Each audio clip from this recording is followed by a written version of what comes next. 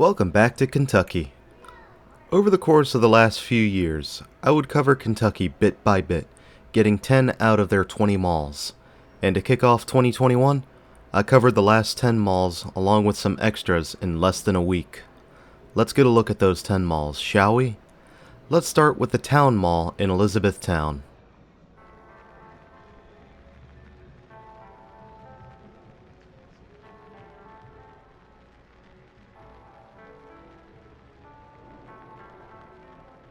There isn't a great deal of information on the Towne Mall in Elizabethtown, though I did find a decent number of newspapers that point towards the mall opening in October 1985 under the guidance of David Hawker and Associates.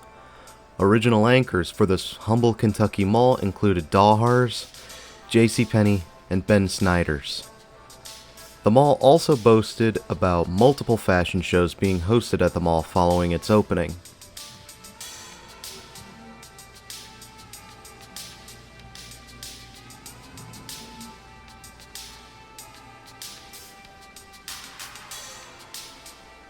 In terms of original layout, the mall hosts a look that is strikingly similar to Middlesboro Mall, albeit with more subdued earth tones and brighter colors. This corrects the somewhat darker aesthetic going on for Middlesboro Mall, but the center court is still a grand space with lush plants, a mighty stage, and even a fountain behind the stage, which you're going to see in just a moment. In addition, Towne Mall was really hitting it off in town, being a hit and being touted as a driving force for growth in the city's north side.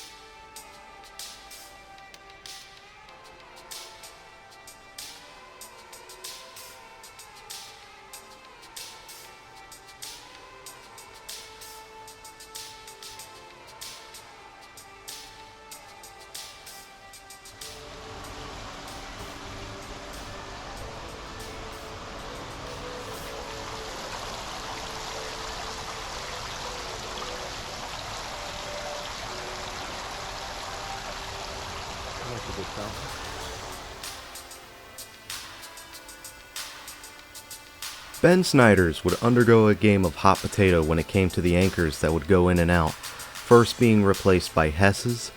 Hess's wouldn't last very long and would turn over to Profits, and then Profits would get acquired and Vord by Belk, whom still stands today. Though current turmoil in upper management might change things if they can't stand to the growing pressure.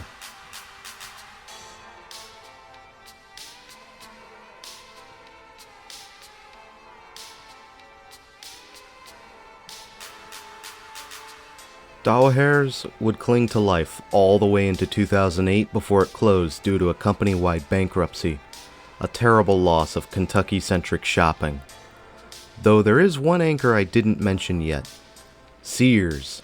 Sears came into the picture when Towne Mall was booming over the 80s and 90s and brought a small expansion to the mall with it.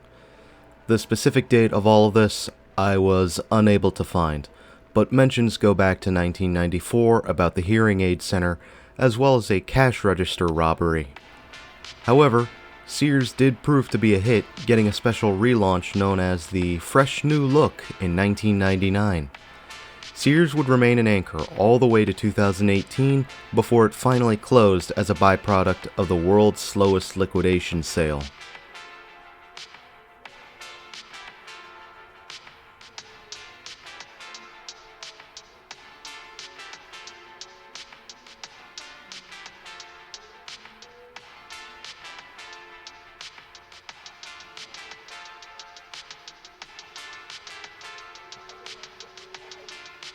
I try not to wind up in situations where I'm disrupting the mall walkers, but sometimes that's just how the camera swings.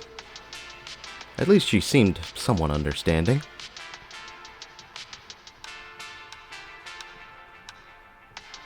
Although a smaller mall, Towne Mall would cling to life all the way through the 2000s, and it's still standing even today with a decent roster of tenants. Even 2020 doesn't seem to have slowed down this mall much, as the old doll hairs gets filled in by a Burke's outlet. Additionally, you're treated to a lovely slice of the 80s in this mall.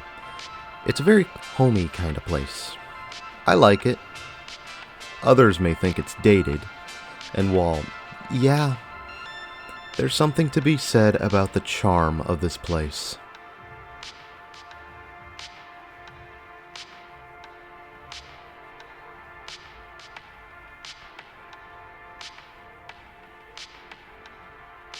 Now, this mall is in a precarious situation.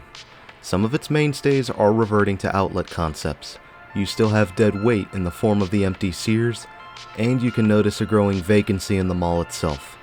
The food court, although looking like an afterthought, it is occupied, but its offerings are limited to only 2 places. For the management and the owners, now is the time to start looking at reinventing yourself. Maybe not execute right away, but start planning and looking at what you could do to keep this mall viable. Retail alone is not going to sustain these malls forever. Consider entertainment, services, gathering spaces. You have a decent Kentucky town to work with, as well as Fort Knox up the road.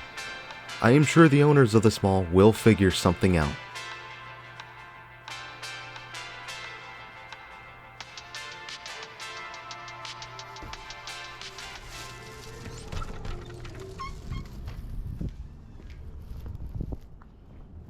Thanks for having me, Elizabethtown. And on behalf of Tim, this is Doomie Grunt wishing you and the Towne Mall farewell and good luck in this mad, mad, mad world.